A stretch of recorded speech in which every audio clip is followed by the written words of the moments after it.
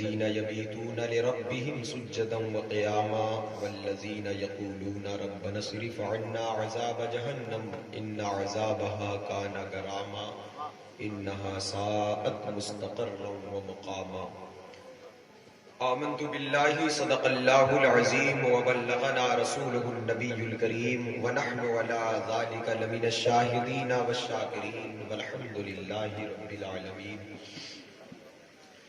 لی خمسۃ لطفی بہا حر الوباء الحاتمہ المصطفیٰ والمرتضی وابناہما والفاطمہ ماہمہ محتاج تو حاجت روا المدد یا غوث اعظم سیدہ مشکلات بے عدد دارین ماں المدد یا غوث اعظم پیر ماں۔ محترم حضرات، معزز ملت اسلامیہ، آج کا یہ عظیم الشان روح پرور جلسہ پاک ہر سال کی طرح اس سال بھی جشن غوث اعظم رضی اللہ تعالیٰ عنہ اور لنگر عام غوث اعظم رضی اللہ تعالیٰ عنہ کا اہتمام ہے، جس میں ملک و ملت کے مشاہیر و معارف علماء مشائخ کی موجودگی ہے، جس میں ہم اور آپ شرکت کی ہوئی ہے۔ لنگر پاک کا اہتمام آج سے کئی سال پہلے لائق صد احترام علی جناب الحاج حاجی محمد حامد صاحب قبلہ مرحوم نے جاری فرمایا تھا۔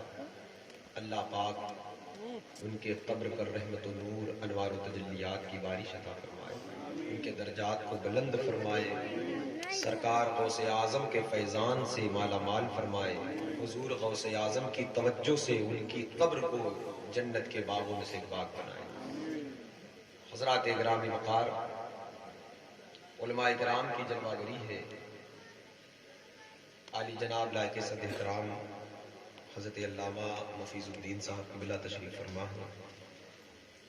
شہنشاہ ترنم، بلبل باغ رضا، بلبل بارگاہ قادریت، بلبل باغ مدینہ، عالی جناب احمد الفتاح صاحب قبلہ فیض آبادی، جنہیں آپ خوب جانتے ہیں، وہ پوری تیاری کے ساتھ منبر نور پر موجود ہیں، بارگاہ غوثیت باب میں خراج عقیدت پیش کرنے کے غرض سے۔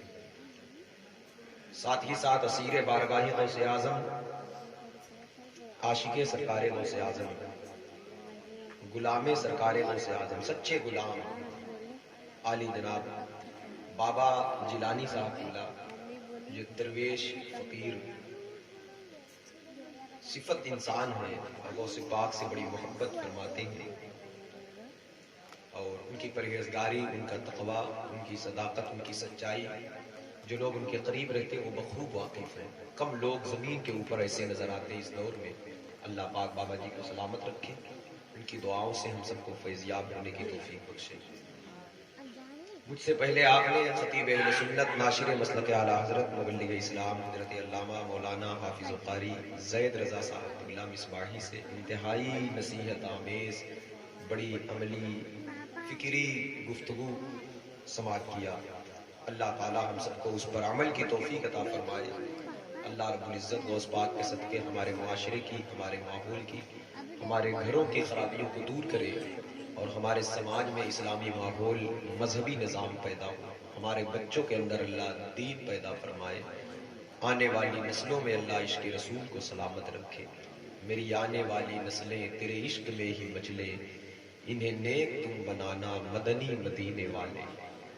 حضرات اکرام وقار، آپ کے محلے کے علماء اکرام مولانا فیاض صاحب قبلہ، مولانا عاطف رضا صاحب قبلہ تشریف فرمائے، قاری عظیم اللہ صاحب جن کی نقابت آپ سماعت کریں، تمام تر علماء اکرام کی موجودگی میں کچھ باتیں پیش کروں۔ اس سے پہلے آئیے ادب و احترام کے ساتھ ہم لوگ مل کر اپنے آقا و مولا حضور تاجدار مدینہ، راحت قلب و سینہ، اللہ کے پیارے، امت کے سہارے، رحمت عالم، نور مجسم، تاجدار عرب و عجم، آفتاب رسالت، ماہتاب نبوت، کونین کی زینت، غمگسار امت، صاحب شریعت، مالک جنت، محسن انسانیت، صبح کائنات کے شمس الضحیٰ، شام کائنات کے بدر الدجا، محمد عربی روح فدا، احمد مجتبی، حضرت محمد مصطفیٰ صلی اللہ تعالی علیہ وسلم کے بارگاہ ناز میں ہدیہ درود و سلام پیش کریں۔ پڑھیں اللہم صلی علی سیدنا نبینا مولانا محمد معدن الجود والکرم والہ الکرام وبارک وسلم بعدد کل معلوم لک۔ توجہ کا طلبگار 15-20 منٹ تقریر کرنا ہے، پھر اس کے بعد آپ کو جناب احمد الفتاح صاحب قبلہ تشریف لائیں گے۔ ایک بار اور عقیدت سے درود شریف پڑھ لیں، اللہم صلی علی سیدنا مولانا محمد معدن الجود والکرم والہ الکرام وبارک وسلم بعدد کل معلوم لک۔ سرکار غوث اعظم بڑے پیر دستگیر کی یہ محفل نور ہے، اللہ غوث پاک کی محبت عطا کرے اور ان کی اطاعت کی توفیق بخشے۔ غوث پاک کا مقام اللہ کے نزدیک بہت بلند ہے، جو ہم لوگ مل کر قیامت تک کریں تو پورا نہ ہو سکے گا، یہ تو بھیک لینے کا ایک ذریعہ ہے۔ غوث پاک کیا ہے اسے ہم کیا بتائیں، وقت کا امام وقت کا مجدد کہتا ہے، واہ کیا مرتبہ اے غوث ہے بالا تیرا، اونچے اونچوں کے سروں سے ہے قدم اعلیٰ تیرا۔ غوث پاک کیا ہے؟ حضرت علی بن حیتی ایک عظیم بزرگ بغداد شریف کے، غوث پاک کے دربار کے تربیت یافتہ، دربار غوث کے سمارے ہوئے، وہ کہتے ہیں کالی رات میں 14 میل کی دوری پر کالے پہاڑ پر کالی چونٹی چلتی ہے تو میں اسے دیکھ لیتا ہوں۔ یہ تھے کون؟ یہ غوث پاک کے مدرسے میں جھاڑو دیتے، بارگاہ غوثیت مآب کے خادم خدام کا یہ حال ہے۔ اور کیوں ایسا نہ ہو؟ غوث پاک کیا ہے؟ آپ دیکھیں بیک گراؤنڈ غوث اعظم کا لیبل کتنا اونچا ہے۔ امام حسن ہے، امام حسین ہے۔ حضرت امام حسن غوث پاک کے دادا ہے۔ 11 واسطوں سے امام حسن تک آپ کا سلسلہ نسب پہنچتا ہے، 14 یا 15 واسطوں سے امام حسین تک آپ کی والدہ کی طرف سے نسب پہنچتا ہے۔ حسنی حسینی سادات، نجیب الطرفین سید، نجیب الطرفین سید اسے کہتے ہیں جو باپ کی طرف سے بھی ماں کی طرف سے سید۔ اللہ کے حبیب صلی اللہ علیہ وسلم کے دربار سے نور کی 2 نہریں جاری ہیں۔ سیدہ فاطمہ زہرا طیبہ طاہرہ کے بطن اقدس سے 2 صاحبزادے پیدا ہوئے، امام حسن امام حسین۔ پیدائش تو 3 صاحبزادوں کی ہوئی، یہ 2 جن سے اللہ کے حبیب صلی اللہ علیہ وسلم کا سلسلہ نسب چلا، نبی کے بیٹی کے بیٹے حضور کے بیٹے ہیں، امام حسن امام حسین۔ مولا علی کہتے ہیں سر سے لے کر سینے تک مشابہت امام حسن کی اللہ کے حبیب سے تھی، اور سینے سے لے کر پائے مبارک تک مشابہت اللہ کے حبیب کی امام حسین کی اللہ کے حبیب سے تھی۔ اعلیٰ حضرت کہتے ہیں ایک سینے تک مشابہ، ایک وہاں سے پاؤں تک، حسن سبتین ان کے جامع میں ہے نیما نور کا۔ یہ 2 نور کی نہریں جاری ہیں، حسنی حسینی، یہ نور کے دریا۔ یہ دونوں ملتے ہیں کہاں آ کر؟ ارض گیلان، ایران کا ایک قصبہ جسے کہتے ہیں جیلان۔ یہ ایران کی زمین بڑی چنی ہوئی زمین، اللہ کے نزدیک اس کے کچھ حصے ایران ہی کے قصبے کا نام سمنان ہے، جہاں مخدوم اشرف جہانگیر سمنانی پیدا ہوئے۔ ایران ہی کے قصبے کا نام اصفہان ہے، جہاں ممبئی کے وزیر مالیت بابا بہاؤالدین اصفہانی پیدا ہوئے۔ ایران ہی کے قصبے کا نام سنجر یا سجز ہے، جہاں پر خواجہ معین الدین چشتی اجمیری حسن سنجری پیدا ہوئے، جن کے تعلق سے استاد زمن نے کہا خواجہ ہند وہ دربار ہے اعلیٰ تیرا، کبھی محروم نہیں مانگنے والا تیرا، کرسی ڈالی تیری تخت شہ جیلا کے حضور۔ غوث پاک کے سامنے تو پلکیں جھکی ہوتی لوگوں کی، ان کے تخت کے سامنے کون کرسی پر بیٹھے، لیکن اللہ نے یہ مرتبہ غریب نواز کو بخشا ہے۔ کرسی ڈالی تیری تخت شہ جیلا کے حضور، کتنا اونچا کیا اللہ نے پایا تیرا۔ حضرات گرامی وقار، تو یہ ایران ہی کا ایک قصبہ ہے جسے گیلان کہتے ہیں، اردو میں عربی میں جیلان کہتے ہیں۔ تو وہاں پر ہجری 470 میں سرکار غوث اعظم بڑے پیر دستگیر کی شب جمعہ کو، یقین رمضان المبارک کی شب کو، بڑے پیر کی آمد ہوئی۔ یہ جو 2 نور کی نہریں ملی تو جمع ہوئی جا کر غوث اعظم کے قلب میں، حضور غوث پاک کے سینے میں۔ اسی لیے غوث پاک کو مظہر ذات مصطفیٰ کہا جاتا ہے۔ غوث پاک سے وہ شان ظاہر ہوئی جو حضور کے معجزات خاص تھے۔ غوث پاک کے رنگ و روپ کو لوگوں نے دیکھا، چلن کو دیکھا، اٹھتے بیٹھتے دیکھا۔ اعلیٰ حضرت طلب کر بولے نبوی میہ ادبی فصل بطولی گلشن، حسنی پھول حسینی ہے مہکنا تیرا، نبوی ذل علوی برج بطولی منزل، حسنی چاند حسینی ہے اجالا تیرا، نبوی خور علوی کوہ بطولی مادن، حسنی لال حسینی ہے تجلا تیرا، تو حسنی اور حسینی کیوں نہ محی الدین ہو، اے خضر مجمع بحرین ہے چشمہ تیرا۔ اس بات کو اعلیٰ حضرت اور صاف کرتے ہیں، کہتے مصطفیٰ کے تنے بے سایہ کا سایہ دیکھا، جس نے دیکھا میری جاں جلوے زیبا تیرا، جس نے دیکھا میری جاں جلوے زیبا تیرا۔ غوث پاک پیدا ہوئے تو جیلان کی سرزمین پر 1100 بچے پیدا ہوئے اس رات میں، 1100، اور سب بیٹے پیدا ہوئے۔ جب بیٹے ہمارے آپ کے گھر پیدا ہوئے تو کیا بڑھتا ہے؟ مٹھائیاں بڑھتی ہیں۔ کون خوش ہوتا ہے؟ باپ دادا خوش ہوتے ہیں۔ جب غوث پاک پیدا ہوئے تو مولائے کائنات خوش تھی، سیدہ فاطمہ زہرا خوش تھی۔ جب کسی کے باپ دادا خوش ہو تو لڈو مٹھائی بٹے، جب مولا علی خوش ہو تو کائنات میں ولایت بٹے، جب علی خوش ہو تو ماؤں کی گود اللہ کے ولیوں سے بھر جائے۔ غوث پاک پیدا ہوئے، ایک شہر میں لاکھوں بچے پیدا ہوتے، کوئی گارنٹی نہیں اس میں ایک بھی ولی۔ یہ ولایت کوئی کھلونا، کوئی سستی چیز ہے؟ یہ بندہ اپنے آپ کو فنا کرتا ہے، مٹاتا ہے، لٹاتا ہے، کروڑوں برس علم، تقوی، عبادت، طہارت، سچائی، صداقت کی راہ پر گام کر، توبہ، توکل پر اعتماد، یقین، صبر، شکر ساتھ لگا، پھر اللہ قبول کر کے کچھ انعام دے تو بڑی بات، کرم اس کا۔ یہ ایسے گھر بیٹھے یہ نعمت ہاتھ نہیں آتی۔ آخر بڑے پیر ہیں کیا؟ آپ کو پیدا کرنے والا خود خدا کتنا خوش تھا کہ اس رات جتنے بچے پیدا ہوئے سب کے سب اللہ کے ولی ہوئے۔ پتا کیا چلا؟ جب کام بہت ٹف ہو، بہت مشکل کام ہو، اور جب نسبت غوث پاک سے ہو جائے تو وہ کام آسان ہو جاتا ہے۔ ولایت کی منزل پانا یہ ایک بہت بڑی محنت کی چیز ہے، رب کا فضل جس کے ساتھ خاص ہو جائے۔ لیکن سلام غوث اعظم کی ولادت پر، آپ کی پیدائش والی رات کو پیدا ہونے والے بچے بغیر محنت و مشقت کے اللہ کے ولی بنے تھے۔ حضرات گرامی وقار، یہ غوث اعظم، یہ بڑے پیر دستگیر ہیں۔ سرکار غوث اعظم بڑے پیر دستگیر۔ بزرگوں نے فرمایا 14 مرتبہ خانہ کعبہ آپ کا طواف کرنے آئے۔ کتابوں میں چند بار کی روایت ملتی، صوفیہ اپنی زبان میں کہتے ہیں 14 مرتبہ، اور اعلیٰ حضرت کہتے ہیں سارے اقطاب جہاں کرتے ہیں کعبے کا طواف، کعبہ کرتا ہے طواف در والا تیرا۔ 18 برس تک اپنی والدہ کی خدمت میں گزارا، اور ان 18 برسوں میں روز ایک کرامت، غوث پاک کا وجود کرامت ہے۔ آپ خود فرماتے میں اپنے جد کا وجود ہوں، مطلب رسول پاک، مجھے اپنے اوپر قیاس مت کرنا، میں اللہ کے راز میں سے ایک راز ہوں۔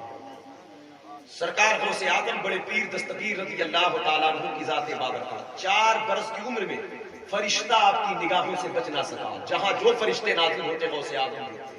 آگے چل کے اسی بات کو کہتے ہیں نظر تو الہ بلاد اللہ جمعا کخردلۃ علیہم باتصالی، ساری کائنات کو ایسے دیکھتا ہوں جیسے ہاتھ کی ہتھیلی پر رائی کے دانے کو دیکھتا ہوں۔ 10 برس کی عمر میں پہلی بار کعبہ چل کے ارض گیلان میں داخل ہوا۔ حضرات گرامی وقار، آپ جب کبھی بچوں کے ساتھ چلتے تو آواز آتی کہ آپ کو بچوں کے ساتھ کھیلنے کے لیے پیدا نہیں کیا گیا۔ 18 برس کی عمر میں آپ نے کہا تھا امی میں بغداد جاؤں۔ بغداد شریف اہل علم کا مرکز ہے، تصوف اور طریقت کی زمین ہے۔ بغداد کے ذرات آسمان کے تاروں سے بات کرتے ہیں۔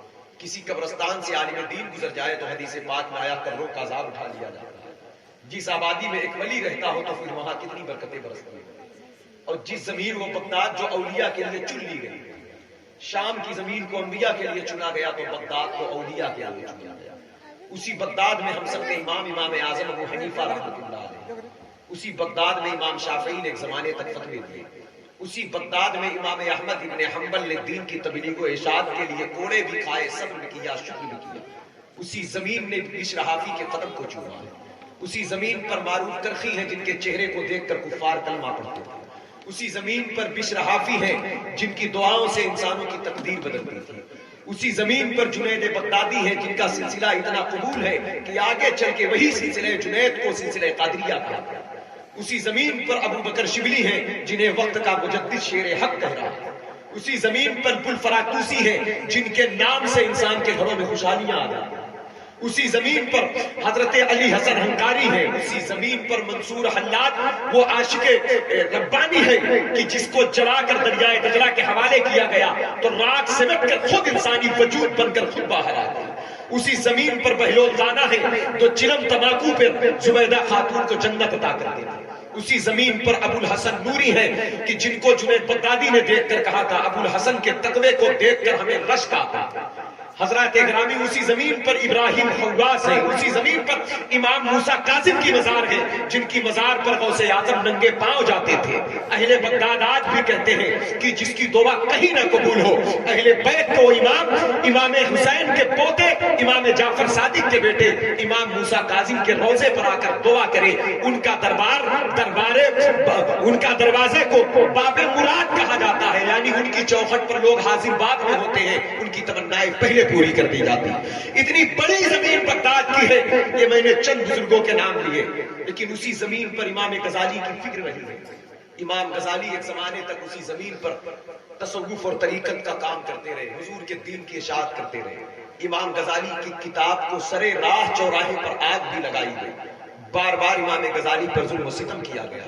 امام غزالی نے بغداد چھوڑ دیا، اور جب بغداد چھوڑا تو اس کے بعد پھر بغداد شریف میں کوئی قائد قوم کو نہیں ملا، کوئی رہبر نہیں ملا، کوئی رہنما نہیں ملا۔ لوگ تھے لیکن بغداد کی زمین کو جیسی شخصیت کی ضرورت تھی ویسی شخصیت اس زمین پر نہیں تھی۔ 400 برسوں سے اس زمین پر کام ہو رہا تھا۔ ہجری 80 میں امام اعظم کی ولادت ہوئی ہے کوفہ کی زمین پر، بس ایام جوانی میں ہی آپ نے بغداد شریف کی طرف سفر کر دیا اور یہ زمین علم کا مرکز قرار پایا۔ جس زمین پر امام احمد بن حنبل، امام محمد، امام ابی یوسف جیسے لوگ اس زمین کو اپنے علم کے نور سے روشن فرمایا۔ بغداد کے ذرے آج بھی آسمان کے تاروں سے بات کرتے ہیں۔ بزرگوں نے فرمایا ہے جب تمہاری دعائیں قبول نہ ہو تو بغداد کی مٹی کو ہاتھ میں لے کر دعا کرنا، تمہاری دعائیں قبول کر لی۔ اس زمین میں اتنے اولیاء کے قدم چومے، اس زمین کا مقام اتنا بلند ہے، لیکن اسی زمین پر خرافات ہے، اسی زمین پر جھوٹے پیدا ہو گئے، بدکار پیدا ہو گئے، بد نظر پیدا ہو گئے، بد نگاہ پیدا ہو گئے، بے نمازی پیدا ہو گئے، عیاش پیدا ہو گئے، شرابی پیدا ہو گئے، سود خور پیدا ہو گئے، بیاس خور پیدا ہو گئے، عورتیں بے پردہ ہو گئی، بے لگام ہو گئی، بے حیا ہو گئی، بے غیرتی بے شرمی عام ہو گئی اس شہر میں۔ امام غزالی نے بغداد چھوڑ دیا، 40 برس ہو گئے امام غزالی کو بغداد چھوڑ دیا۔ عباسی خلفاء دنیا کے چاپلوس بن گئے، دنیا داروں کے در کے اسیر بن گئے۔ اب ان 40 برسوں میں بد عملی نے ایسے اپنے اثرات ڈالا کہ اب کوئی ان کو قائد نہیں ملا، کوئی رہبر نہیں ملا، تو ظالمین نے اس پر حملہ کیا۔ ہلاکو اور چنگیز کی فوجیں تاتاری قوم بغداد پر قبضہ جما لی۔ بغداد شہر کے بیچوں بیچ سے ایک دریا بہتا ہے جس کو دریائے دجلہ کہتے ہیں۔ 6 مہینے تک اسی دریا میں خون بہتا رہا۔ کس کا بہتا رہا؟ ہمارا، آپ کا بہتا رہا۔ کیوں بہتا رہا؟ کیونکہ ہم نماز نہیں پڑھتے تھے، ہم جھوٹ بولتے تھے، ہم غیبت کرتے تھے۔ جب قوم بدعمل ہو جائے تو روحانی طاقتیں چھین لی جاتی ہیں، جب قوم بد کردار ہو جائے تو اللہ کی مدد روٹ جاتی ہے، جب قوم بد نگاہ ہو جائے تو بزرگوں کی نظر اس کے وجود سے ہٹا دی جاتی ہے۔ حضرات گرامی وقار، 6 مہینے کے بعد جب خون کی سرخی کم ہوئی اسی دریا کے اندر تو پھر لائبریریاں لوٹی گئی، علماء کی تصنیفات کو دریا کے حوالے کر دیا گیا۔ جو بزرگوں نے کتابیں لکھا، اس دور کی سیاہی بڑی کمزور نازک ہوتی تھی، پانی پڑنے پر کاغذ سے صاف ہو جاتی تھی۔ حضرات گرامی، 40 برس میں بغداد کے حالات ایسے ہو گئے کہ 400 برسوں کی بزرگوں کی محنت 40 برس میں لٹتی نظر آ رہی۔ اب لگا کہ بغداد میں اب کبھی اسلام نہیں ابھرے گا، اب دین کو وجود نہیں ملے گا، اب دیندار اس زمین پر نہیں رہے گا۔ تاتاریوں نے کہا مسلمان کٹ کے بہ گئے، دین کی تعلیم دریا کے نظر ہو گئی، اب بغداد میں کبھی دوبارہ اسلام نہیں آئے گا۔ وہاں تاتاری یہ منصوبے بنا رہے تھے، یہاں غوث پاک کہتے امی بغداد جانا۔ توجہ چاہتا ہوں، جتنی بڑی شخصیت ہوتی ہے اتنی بڑی ذمہ داری۔ سلام بڑے پیر آپ پر لاکھوں سلام، غوث اعظم امام التقامن کا جلوہ شان قدرت پہ لاکھوں سلام۔ سلام ہو اے محبوب سبحانی آپ پر، سلام ہو اے فاطمہ کے لال آپ پر۔ امی بغداد جاؤں گا، تاریخ تو کہتے پڑھنے جاؤں گا، میں کہتا ہوں کیا پڑھتے غوث پاک جاؤں گا؟ 15 پارے کے حافظ قرآن بن کے پیدا ماں کے پیٹ سے الحمدللہ چھینک پر یرحمک اللہ کا جواب دے، پیدا ہو تو ولایت بانٹے، جس کا لیبل اتنا اونچا ہو، جس کی شخصیت اتنی بڑی ہو، وہ کہتے پڑھنے جاؤ۔ اور اعلیٰ حضرت بھی اس بات کی تائید کہتے تصوف تیرے مکتب کا سبق ہے، تصرف پر تیرا عامل ہے، جس کے سبق کا مکتب کا سبق